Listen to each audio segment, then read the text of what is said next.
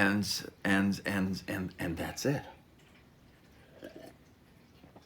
Holy shitballs, now I gotta read. Hi! So my name's Ken LaSalle. I'm an author, and I have released about 30 books in ebook, paperback, and audiobook. I've released monologues as well. I've released a bunch of stuff. And I thought I would sit down and read some of it for you.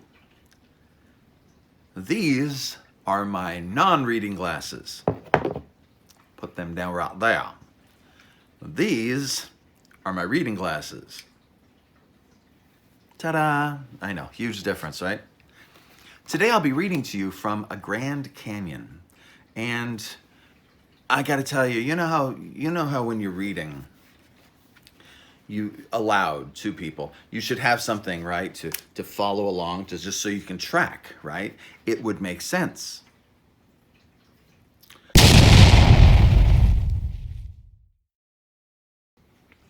So I found a little postcard thing from the California Department of Insurance.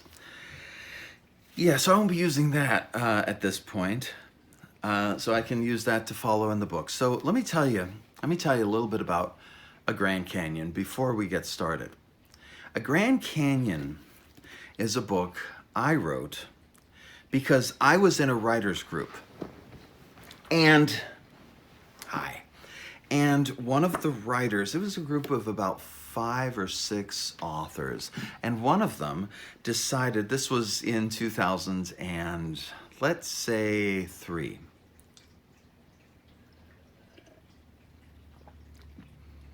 And one of the authors decided that she wanted to start her own publishing company.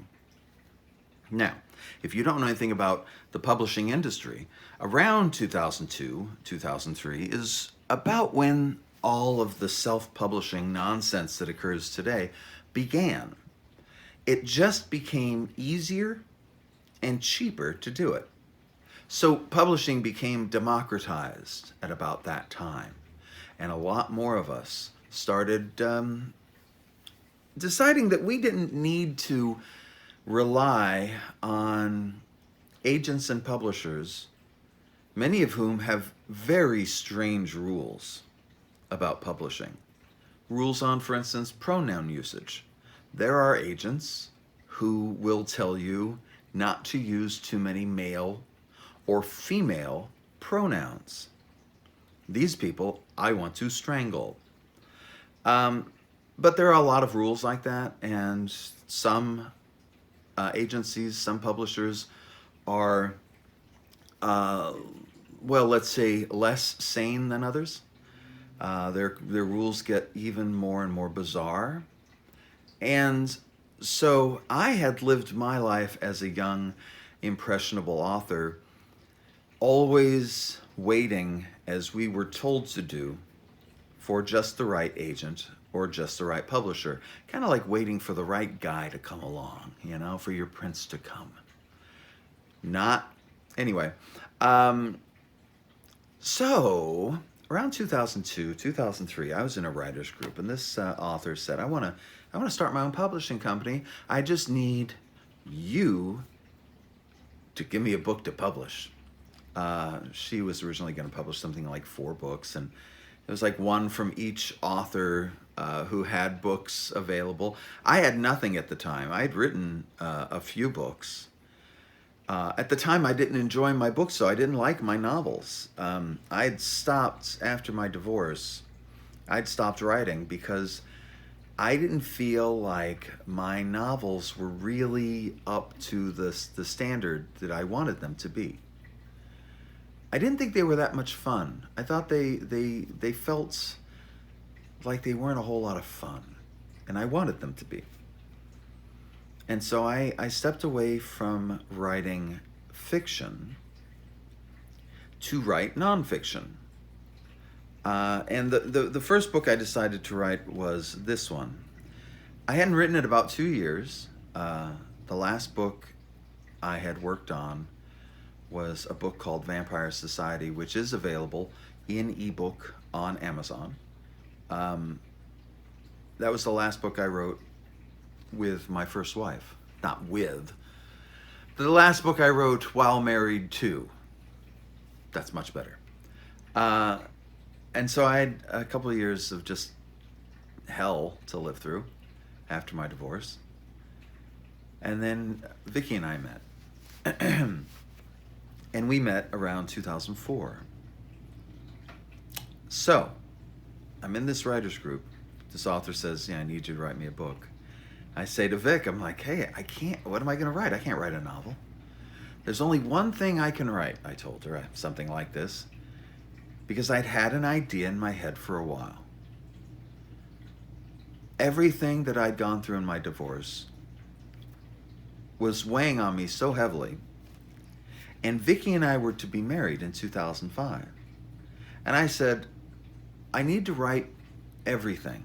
I need to write it all down. I need to get it on paper. I need to put it in a book so I can close the book and go marry you, meaning Vicki. And so I started pretty much right away, early spring 2005, writing this book, having assembled just a library of notes beforehand. This is one of those books that started much bigger than you see it here. It might have been twice as big in its original incarnation. So I had all these notes, and I cobbled the book together from all these notes. And it was an enormous book, huge. It had a lot more sexual details. It had a lot more of daily life details. Had a lot more characters in it. And so I get it to this author, and one of the first things she tells me is, "Oh, I'm sorry. I decided I'm not going to do that." Whole book done, sitting there. Wrote it for one reason and for one person. I wasn't going to send it out to anybody because it wasn't a book ever meant for anyone. It was just meant to get it to unload. So it did get published. And then in the following in the months that followed, I learned how much easier self-publishing was, and I thought at that point I've already taken one step out the door. I might as well just take the rest of the step. Go the rest of the way. I knew nothing about publishing. And so what I did is I had this book, which I used as almost my Frankenstein that I had to keep rebuilding. I kind of George Lucased it. I wrote one book, one copy of A Grand Canyon, which was supposed to go to this person,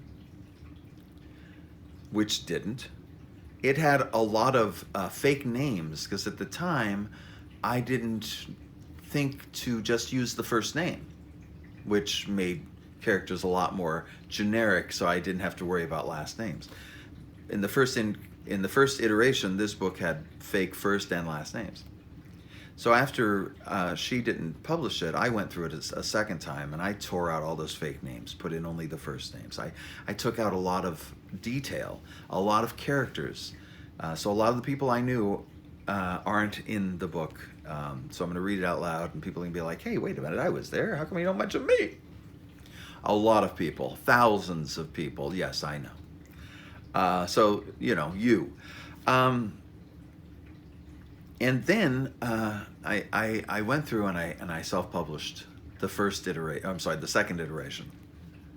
The one with all the sex. And then someone read it who used to be a teacher of mine in high school. And she said, I know a lot more about your sex life now than I ever wanted to know. So after learning from an old teacher of mine that I probably had included far more sexual details than I ever should have, third time I went through and pulled out most of the sex. Sorry, and I pruned the limbs back to the monumental size you see before you.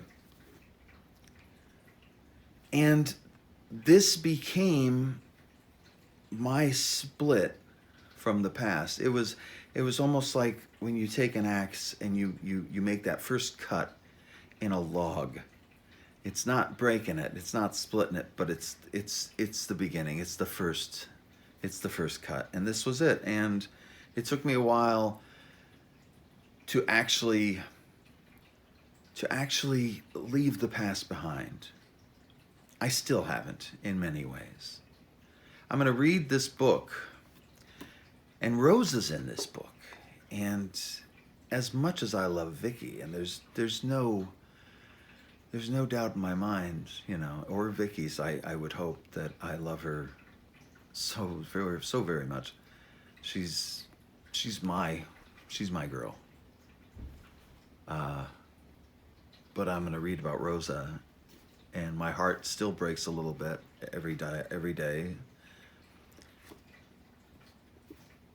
So this is going to be a fun day. Anyway, I'm going to read you the back cover. That's what I'm going to do. I'm going to call this probably, Ken LaSalle reads The Grand Canyon Introduction. Maybe I'll do that each book. So, here we go. This is the back cover. Are you ready? Before climbing Maya, because this iteration, the third iteration, came out after climbing Maya. You never stop working, I think is what I'm trying to say. So before climbing Maya, author Ken LaSalle, me, had to face a Grand Canyon. Not just a canyon, but a grand one. A wasteland of depression, anger. Anger wasn't in there. Actually, I added anger. Depression, doubt, loss, and misery. My life was shit. In September 2002, Ken left his home and drove to the Grand Canyon to kill himself. To kill himself. To kill himself. Dun dun dun. The only life he'd ever known was little more than a shambles. He'd lost his wife, and now he realized that he really couldn't live without her. He was very wrong. His choices were to either continue facing it with self-destruction, drugs, and booze, and I would say continue facing what? Bad writing. Or a running start and a jump over the edge to end it all. That was my idea. I really thought I'd just go out and, just take a leap. Didn't work out that way, as you might have guessed. Ken's story is filled with dysfunctional families, love found and lost, breakups, breakdowns, and remarkable hope. Maybe not remarkable. It's the true story of a man lost without love and too destroyed to think he deserves love. But the most amazing part of the story isn't what set him on the road to the Grand Canyon. It's what happened afterwards. Yeah. So, that is a Grand Canyon, and I will be reading from that very soon. Probably, or most definitely, the next one of these files where Ken LaSalle reads a Grand Canyon. It's available in ebook, paperback, and audio book from Amazon, iTunes, Audible, Barnes & Noble, wherever you might want to look online. So that's my little introduction. Hope you enjoyed it, and I hope to see you in the next video.